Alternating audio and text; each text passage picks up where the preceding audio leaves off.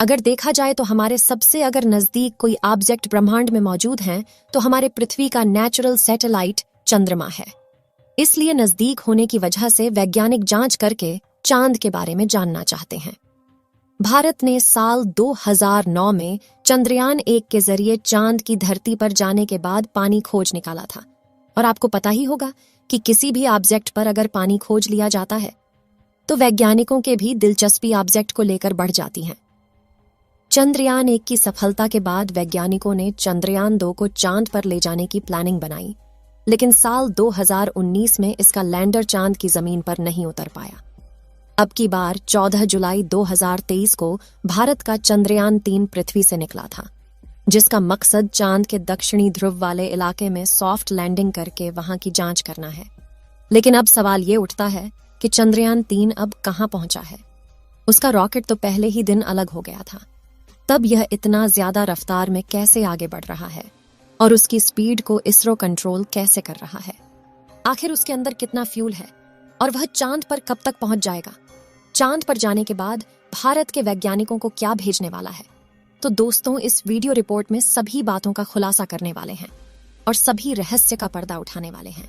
आप देख रहे हैं जीके दृष्टि यूट्यूब चैनल। दोस्तों, जब कोई अंतरिक्ष यान पृथ्वी से निकलकर किसी दूसरी दुनिया की ओर अपना रास्ता तय करता है तो वह सीधा अपने लक्ष्य तक नहीं जा सकता। इसलिए पहले वो अंडाकार कक्षा में पृथ्वी की परिक्रमा करता है। इस प्रकार 5 राउंड काटकर पृथ्वी से धीरे धीरे दूर चला जाता है। चंद्रयान 3 के साथ भी ऐसा ही किया गया है। चंद्रयान 3 पृथ्वी के चारों ओर अंडाकार राउंड काटता हुआ चंद्रमा के नजदीक जा रहा है। करीब 6 राउंड काटकर यह पृथ्वी की कक्षा से बाहर निकल जाएगा। अभी हाल फिलहाल में इसरो की ताजा जानकारी के मुताबिक चंद्रयान 3 पृथ्वी के अंतिम राउंड में पहुंच चुका है, यानी कि पृथ्वी के चारों ओर यह लास्ट राउंड काटकर सीधा चांद के रास्ते पर निकल पड़ेगा, जैसे कि आप इस वीडियो में देख सकते हैं। चंद्रयान करीब 31 जुलाई को पृथ्वी और चांद के चारों ओर इन सारे चक्करों को पूरा कर लेगा।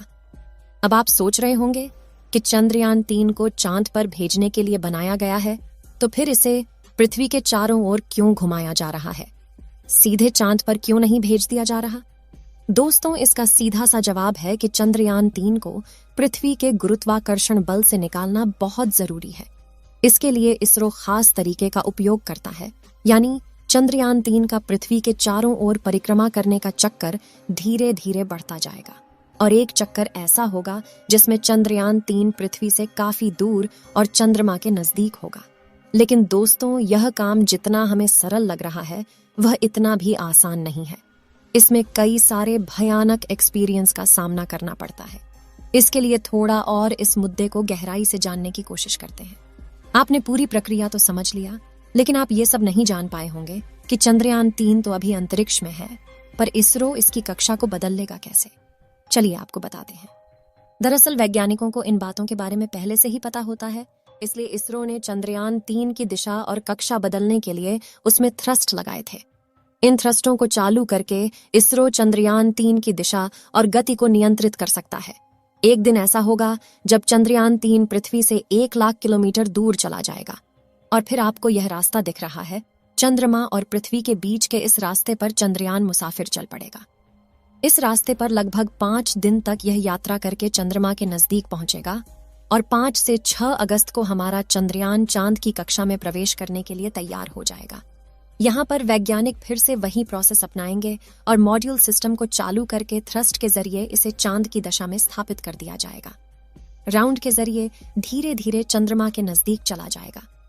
17 अगस्त की तारीख को पेलोड लैंडर और रोवर मॉड्यूल से अलग हो जाएंगे और फिर लैंडर और रोवर चांद के अंडाकार कक्षा में आगे आने के बाद वैज्ञानिकों का काम इसकी गति को धीमा करना होगा।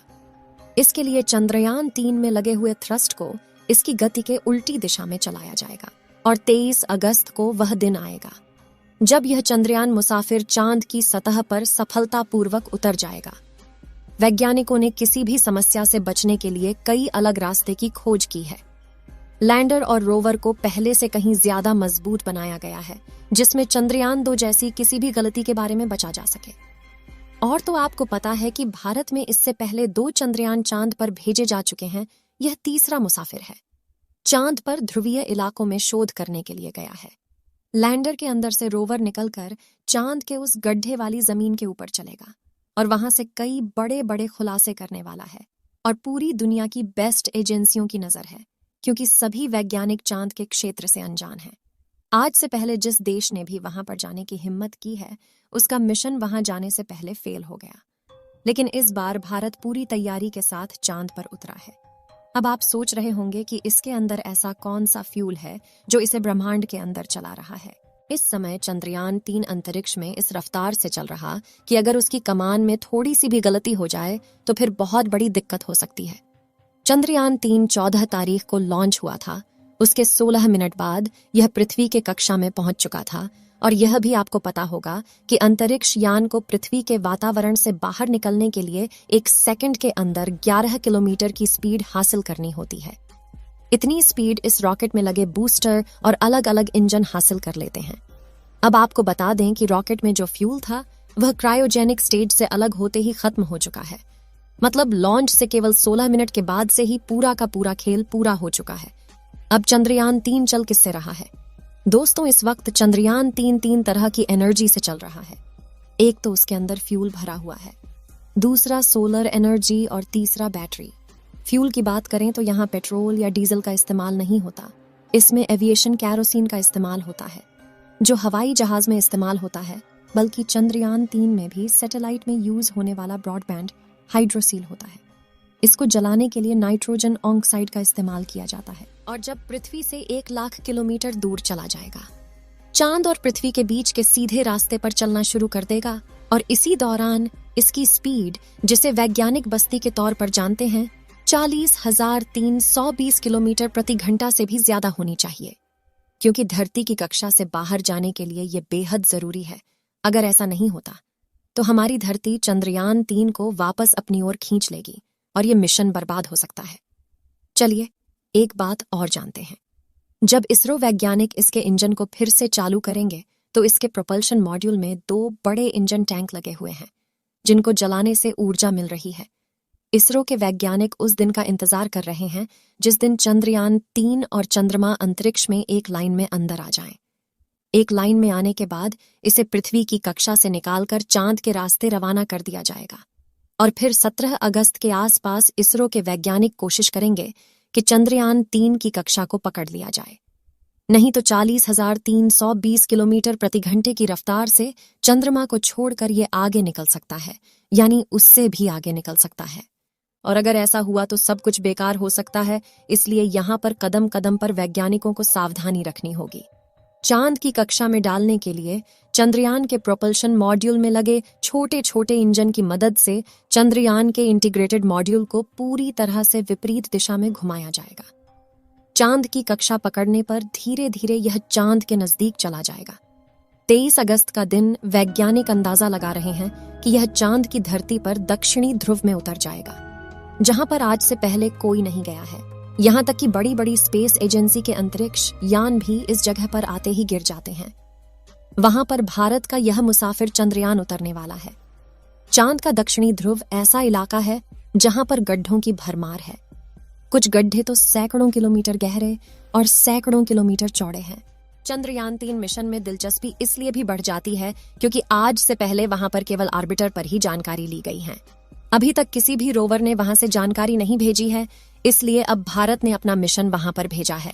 और जब वहां पर उतरेगा तो वहां पर मौजूद नई नई चीजों के बारे में पता चलेगा। हो सकता है चांद के इस भाग में आम इंसान के फ्यूचर में काम आने वाली कोई बड़ी एनर्जी सोर्स के बारे में पता लग सके, जो आज पेट्रोल और डीजल बहुत बड़ी जरूरत बन चुके हैं। अगर वहां तीसरा एनर्जी सोर्स मिल जाए तो इसकी कमी को पूरा किया जा सकता। चलिए दोस्तों, इस वीडियो को यहीं पर खत्म करते हैं। इस वीडियो को एक लाइक जरूर करें और अपने मित्रों तक इस वीडियो को शेयर करें ताकि उन्हें भी जानकारी मिल सके। और अपने भरोसेमंद चैनल को सब्सक्राइब जरूर करें और बेल आइकन को ऑल पर सिलेक्ट करना बिल्कुल ना भूलें। मिलते हैं किसी और नॉलेजेबल वीडियो के साथ। वीडियो को अंत तक देखने के लिए धन्यवाद।